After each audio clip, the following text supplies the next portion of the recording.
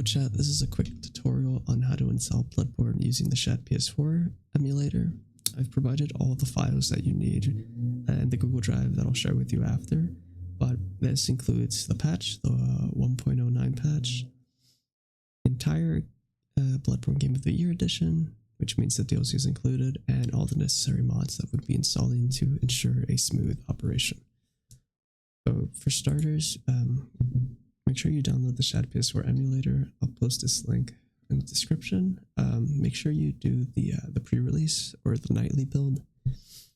This is to make sure that we always have the most updated version, and perhaps they will include a lighting fix soon, so you'll have it immediately instead of waiting for this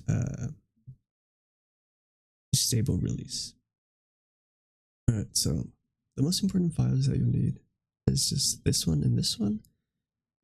Game of the Year edition is about 30 gigs, so make sure you have at least 50 gigs free in your drive or your downloads are in. Just to make sure there's no problems, because it is a pretty large game. I think it took me 45 minutes to download the entire file, so let's keep that in mind. There's also the patch, make sure that you don't forget that. And once you have them downloaded, they should be PKG files. This is just the way PlayStation packages the games, so this is good. And in the off chance that this doesn't work, I have all the parts of the games here, just split up within 5 gigabytes each. You're just gonna have to merge them together, but it's really easy. Alright, so let's open up the Shadbase emulator. Once you open up, it should look like this, kinda. You'll get another screen where it's gonna ask you to set a file path for your games, and then another file path for another thing. Make sure you select the same folder for both, so it doesn't ruin anything. In my case, I selected it to be in the ROMs, so this is why you also see this folder, which you'll see once you upload the package. And to actually, install the package file, you just go to File, Install Packages, and it'll make you select the file. So, it's pretty simple. Make sure you download, you install the Game of the Year edition first, and then you install the patch. Once you install the game, it should look like this, Bloodborne in the back with the serial, the region, the firmware, and the size. At first, when you install it, it's going to be just, I think, the 1.0 version, which, it's fine if you want to play like that, but you're going to be crashing, and there's really no, patches for that version, so we have to update the game. In order to do that, we just, again, install packages, and then do the patch, which is the CUSA one. Once you do that, you'll get a prompt to install the package or update the game. Just press yes, and if you did it right, then the version should update to 1.09. Alright, so we're pretty much halfway there. The next step is to install the mods that we need to run, that we need to make Bloodborne run better. So those are also in the drive. Yeah, Vertex Explosion fix to fix the textures with the blood. Make sure we don't crash when we hit an enemy. An FPS boost, which kind of removes a lot of the foliage and a lot of unnecessary breakable objects, just so we don't crash very often. The SFX restoration, basically just small little SFX, where collectible items are at, or if some doors are accessible or not.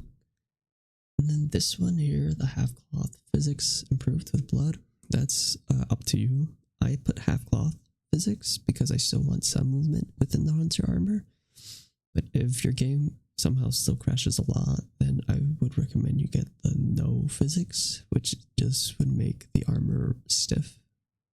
It wouldn't move at all, even when you're running and all that. So you'll have your character clip through it, I think, but it shouldn't really matter. Because a lot of the armors look okay with no physics attached to them, but that's that option. once you have them downloaded, extract whichever ones you need to be extracted.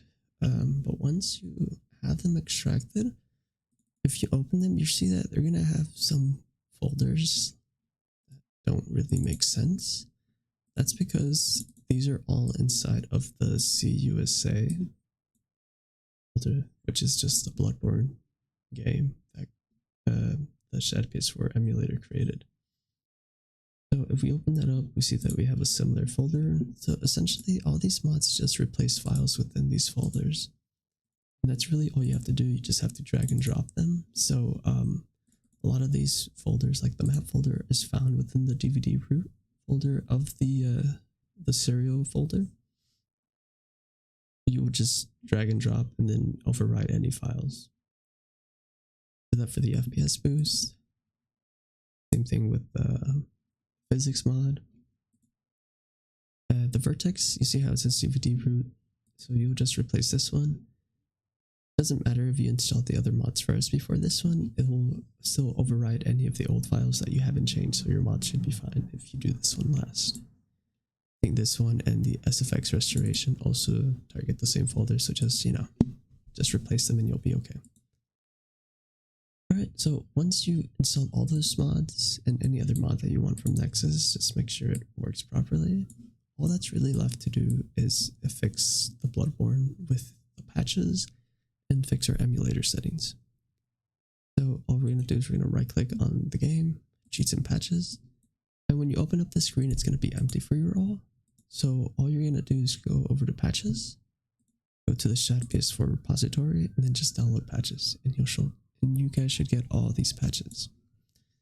So the patches that I found to be good are the disabling chromatic aberration, disabling motion blur. I always disable VSync in all my games, so you can do this or untick it, I don't know, up to you. And then the resolution patches. I found that if you have a 2K monitor, this one works really good for me, at least. I haven't crashed at all. I stutter a little bit, but you know, no crashes, so I'm happy with that. But in the chance that it does crash a lot, even after you put this patch, I would recommend downgrading to the 900p. This still looks pretty good. It's not like blocky or pixelated at all. So this is a good alternative to this patch, but you know, just experiment, see what you like. Yeah.